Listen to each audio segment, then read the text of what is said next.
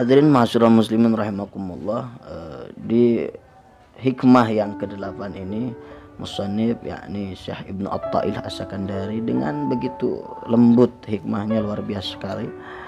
Maksudnya begini, ketika Allah sudah membukakan jalan kemakrifatan kepada engkau, kepada seorang hamba, maka jangan pedulikan sedikitnya amal yang ada pada diri kita. Kenapa? Karena Allah membukakan jalan kemakrifatan kepada hambanya khusus, ataupun itu sudah tentu karena karunia Allah sebagai jalan untuk memperkenalkan Allah kepada hambanya, bukan karena amalnya. Sedikit amal dan banyaknya amal itu tidak menjadi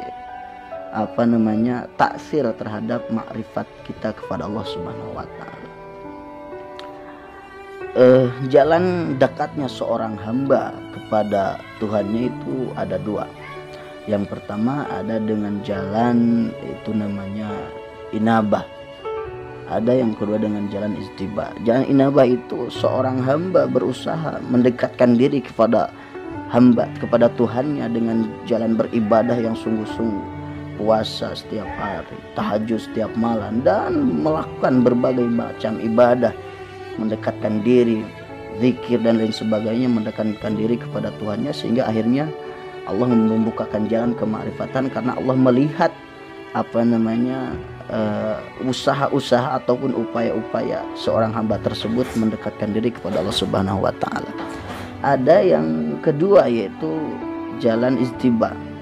Nah, jalan istiba ini justru seorang hamba dekat kepada Allahnya ketika sedang seorang hamba itu berada di titik terendah, jauh dengan Allah, tapi dengan seketika Allah membukakan pintu hatinya, seorang hamba tersebut secara sadar, secara otomatis dan dekat langsung kepada Allah Subhanahu wa taala, karena Allah yang mengenalkan dirinya kepada seorang hamba tersebut.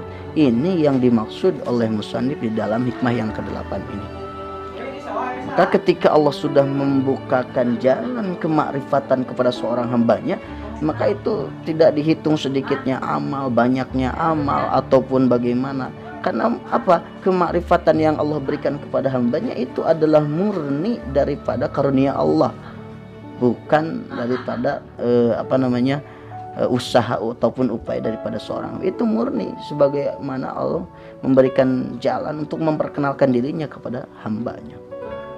Dan ini banyak dulu terjadi di para ulama yang kita kenal. Misalkan ini contohnya adalah Syekh Fudail bin Iyad yang kita kenal sebagai tokoh sufi yang terkenal. Beliau, mohon maaf, sebelum beliau dikenal sebagai tokoh sufi itu beliau dikenal sebagai sebagai begal, ataupun ya dikatakan ya sebagai hamba yang memang di titik terendah. Tapi Allah membukakan hatinya, akhirnya secara spontan Syekh Fudail bin Iyad ini sadar dan berbalik arah, justru lebih dekat kepada Allah Subhanahu wa taala. Nah, itu dengan jalan istiba. Sebagaimana kan di dalam Al-Qur'an juga Allah mengatakan Allahu yaztabi may yasha wa yahdi ilaihi may yunib. Allah memberikan mengambil secara spontanitas orang yang Allah kehendaki, dan Allah memberikan hidayah kepada siapapun orang yang berusaha untuk dekat dengan Allah Subhanahu wa taala. Ataupun dalam istilah lainnya itu ada dua. Yang pertama ada taroki, yang kedua ada tadalli. Maka di sini kalau kita ditarik kesimpulannya, sebesar apapun perbuatan amal kita ataupun sekecil apapun amal kita, itu tidak ada pengaruh, tidak ada bisa mempengaruhi terhadap kemakrifatan.